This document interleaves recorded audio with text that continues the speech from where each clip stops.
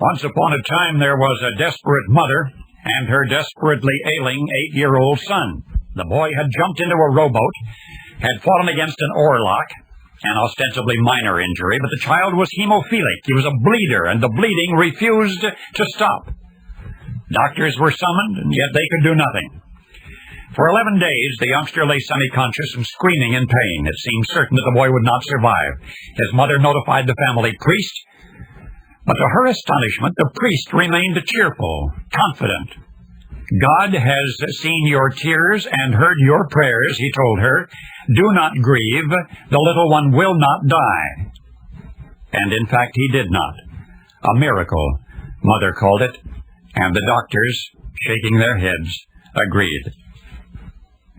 Did I mention the child's mother was Alexandra, the Empress, the last Tsarina of Russia, and that her son was her only one, Alexis, heir to his father Nicholas' throne, and the family priest, they called him Father Gregory.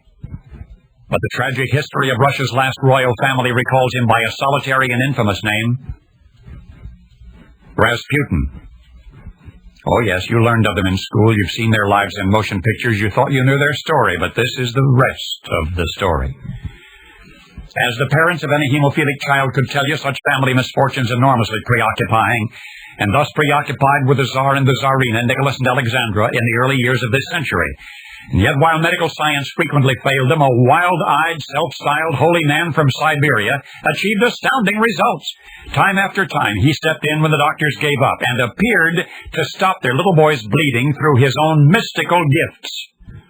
Now, understandably, their peasant healer, Father Gregory Rasputin, gained considerable influence over the royal family, holding the Tsarevich's health as a hostage. So Russia's destiny and Rasputin's power were indeed inexorably intertwined. But what was that power? Now, it was once thought that Rasputin hypnotized young Alexis with those huge, haunting, penetrating eyes, and then made subconscious suggestions that the boy's bleeding would slow and stop. But the room was darkened when Father Gregory visited, and so others later believed that it was Rasputin's commanding voice alone that brought about the miracle. Well, physicians today say that while hypnosis can help, it cannot cure. So we don't know for sure how Rasputin did it unless there was really something more profoundly mystical about him than our modern minds will permit us to comprehend.